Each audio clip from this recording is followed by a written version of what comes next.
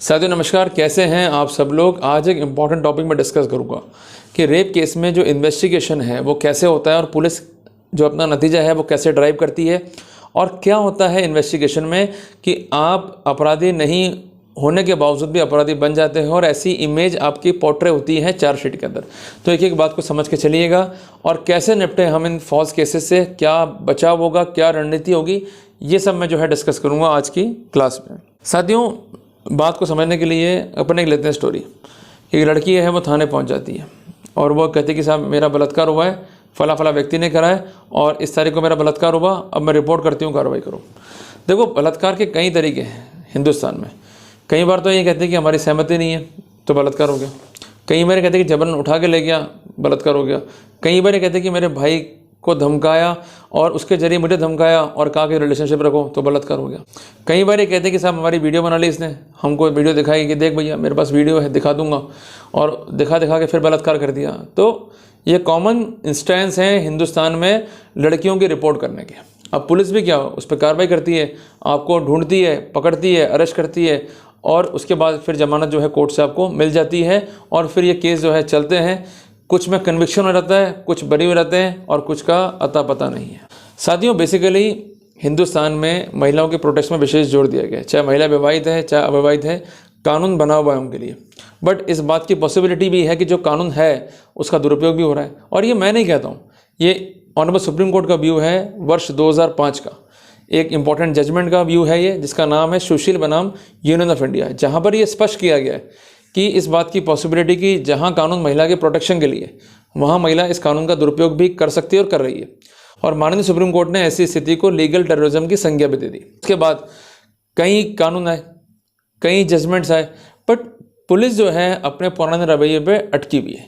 आज 2024 हो चुका है, जब ये कानून बना था उससे लेकर आज काफ़ी लंबा समय बीत चुका है, बट रेप की इन्वेस्टिगेशन उसका पैटर्न एक जैसा ही है। लड़की आती है, रिपोर्ट लिखती है, पुलिस जो है उस रिपोर्ट पर एफआईआर काटती है, उसके बाद लड़की के बयान ले लेती है, लड़की का मेडिकल करा लेती है, फिर उसके 164 सीआरपीसी के बयान कोर्ट में करवा लेती है। उसके बाद मौके पर प्रोसीड करती है और अगर उनको एविडेंस मिल गई तो वेल एंड गुड, एविडेंस नहीं मिलती है तो लड़के को बुलवा लेती है।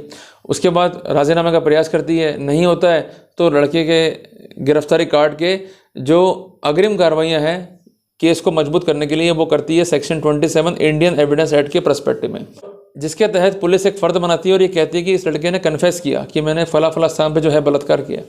क्लियर है बात ये।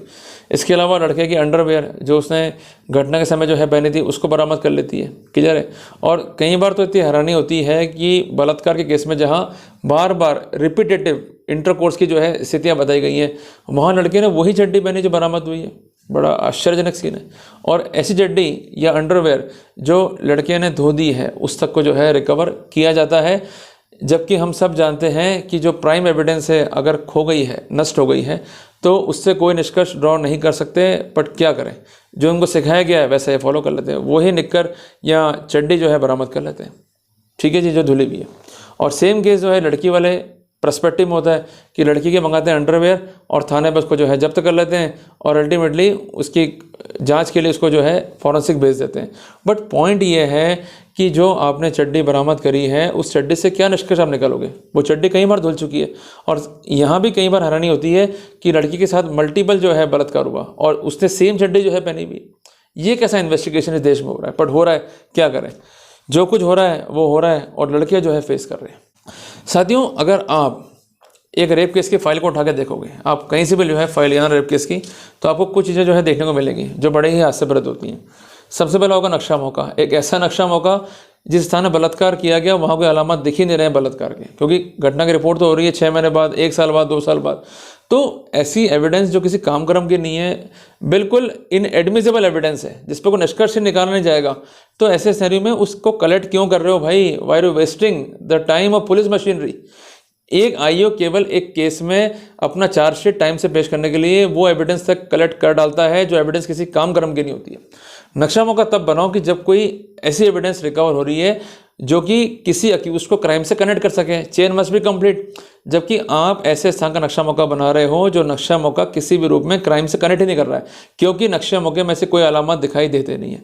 कई बार ऐसा होता है कि नक्शे मौके 2 या 2 से अधिक होते हैं, उनके बीच टाइम गैप काफ़ी कम होता है।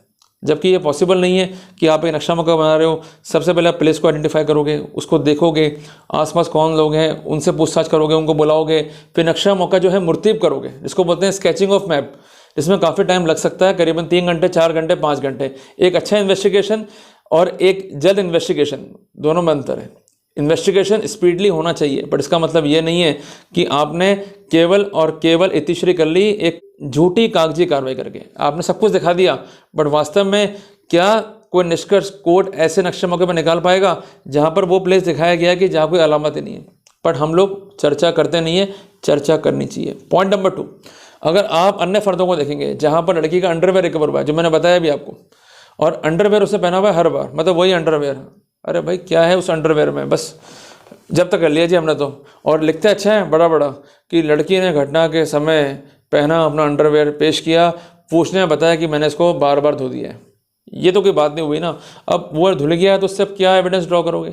और अंडरवेयर जब्ती के पीछे कई बार पर्पस ये होता था कि बलात्कार हुआ। अब ये तो है नहीं कि लड़की जो है नंगी घर पहुंच जाएगी, कई बार पॉसिबिलिटी कि लड़की के पास जो है फ़ोन नहीं है, तो वही अंडरवेयर पहन के वो अपने घर चली गई या थाने पहुंच गई, तो वहाँ पर इस बात की पॉसिबिलिटी होती है कि लड़के का कोई सीमन या स्पर्मेटोजोआ जो है उसके वेजिनल पार्ट पर रह गया, तो वहाँ से हम सैंपल ड्रॉ करके निष्कर्ष निकाल सकते हैं। क्लियर है बात ये, क्योंकि अगर वेजिनल पार्ट पर कोई चीज़ लगी हुई है और अल्टीमेटली वो संपर्क में आई है अंडरवेयर के, तो वहाँ पर सैम्पलिंग करने में और एक अच्छी एविडेंस कलेक्ट करने में ईजी रहता है। पर इन लोगों ने तो क्या है, एक रूटीन बना दिया कि भाई अंडरवेयर जब्त करनी है, चाहे कोई निष्कर्ष निकले या निकले, कोर्ट देख लेगा बाद में उसको। सेम पोजीशन जो है लड़के के साथ में, उसकी अंडरवेयर या कच्छा या चड्डा जो है जब्त कर लेंगे, या चड्डे जो है जब्त कर लेंगे, जो इनके हाथ में लगता है मैं जब्त कर लो, कोर्ट जो है देख लेगा। बट उससे भी कोई निष्कर्ष नहीं आ पाता है, क्योंकि लड़का भी अपने यही स्टेटमेंट देता है कि मैंने ये चड्डी या चड्डा या कच्छा जो भी है उसको कई बार जो है धो दिया। इसके बाद आप देखेंगे एफआईआर को, तो जो स्टोरी मैंने बताई आपको वही स्टोरी जो है कॉमन देखने को मिलेगी। इसके अलावा लड़की के 164 सीआरपीसी के बयान बिल्कुल अलग हो जाएंगे उसकी एफआईआर से और पुलिस में दिए गए बयानों से, क्योंकि कई बार ऐसा होता है कि लड़की जो है हर प्लेस पे अलग अलग बयान देना उचित समझती है।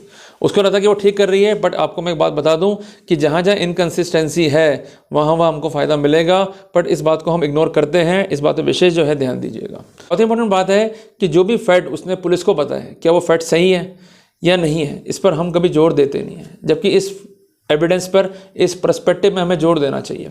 जो फैक्ट कॉम्प्रोमाइज्ड हैं, जो फैक्ट छुपे हुए हैं, उनका एक ज्ञापन रेडी करके, उसको बोलते हैं मेमोरेंडम रिप्रेजेंटेशन, उसको रेडी कीजिए। साथियों कई बार आपकी क्वेरी आती है कि ये मेमोरेंडम क्या होता है, ये ज्ञापन क्या होता है। मैं एक बात स्पष्ट कर दूं कि जो लड़की पुलिस को लिख के दे रही है वो क्या है, रिपोर्ट, और जो हम लिख के दे रहे हैं वो हमारा बचाव है, उसको हम टेक्निकली क्या बोलेंगे, रिप्रेजेंटेशन। क्लियर हो गया आपको। ये जरूरी इसलिए है कि अगर आप अपना बचाव पुलिस को लिख के दे रहे हैं, सही बात उनको बता रहे हैं, पुलिस जांच नहीं कर रही है, then it may be a case of unfair investigation.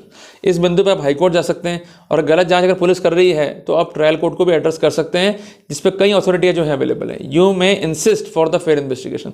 और ऐसे कई मामले हुए भी हैं कि जहां एफआईआर तक लगी है, अगर सही बात जो है लड़के ने स्पष्ट कर दी, जो बात मैच खाती है कॉमन प्रूडेंस से। बट होता है कि हम लोग बोलते नहीं है, हम लोग फरारिया काटते हैं, भाग जाते हैं, परेशान हो रहते हैं। साथियों इसके अलावा एक बात का विशेष ध्यान रखिएगा कि मेडिकल रिपोर्ट जो है काफ़ी इंपॉर्टेंट रोल जो है अदा करती है इन केसेस में। मेडिकल में जो लड़की का शरीर है उस पर कोई इंजरी तो नहीं है ये मालूम पड़ता है, उसका जो वेजाइनल पार्ट है या जो उसका जेनिटल पार्ट है उसमें कोई इंजरी तो नहीं ये मालूम पड़ता है। अगर इंटरकोर्स रिसेंट होगा तो वहाँ पर मार्क भी होंगे, अगर उसका इंटरकोर्स रिसेंट नहीं है तो मार्क नहीं होंगे।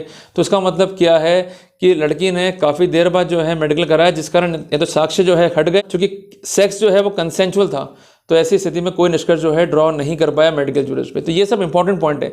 इसके अलावा डीएनए भी जो है सबसे इंपॉर्टेंट पॉइंट है।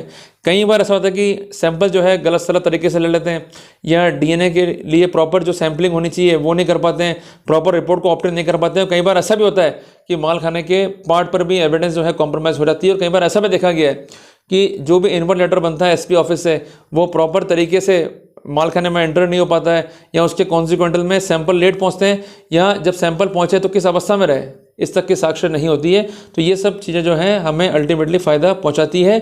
तो हमें इन बिंदुओं की ओर भी जो है ध्यान देना चाहिए। तो कुल मिला के ये मोटी मोटी एविडेंस जो है एक रेप केस में जो है फाइल पे होती है। अगर हमने इसको प्रॉपरली आइडेंटिफाई कर लिया, पॉइंट आउट कर लिया और जिरह जो है कर ली और इंसेप्शन पे जाके हमने ज्ञापन दे दिया तो बाद में हमें कोई दिक्कत नहीं होनी है, हम अपने राइट्स को इजीली जो है सिक्योर कर सकते हैं। तो we have to identify whether it is a genuine case और नॉन जेन्युइन केस। और हमारे बोलने से कुछ नहीं होगा, हमें वो तथ्य रखने पड़ेंगे रिकॉर्ड पे जिनके आधार पर हम ये कह सकें कि रिलेशनशिप जो है वो कंसेंचुअल है और कोर्ट इसके आधार पर जो है इन्फ्रेंस ड्रॉ कर सके। क्लियर है? तो ये मोटा मोटा पॉइंट है, इसको ध्यान में रखिएगा, otherwise there is no need to worry while contesting a rape case. तो ये स्टेप क्या है, क्या क्या ध्यान में रखना है और किस तरह से वर्कआउट करना है, ये मैंने आपको सिखा दिया, समझा दिया।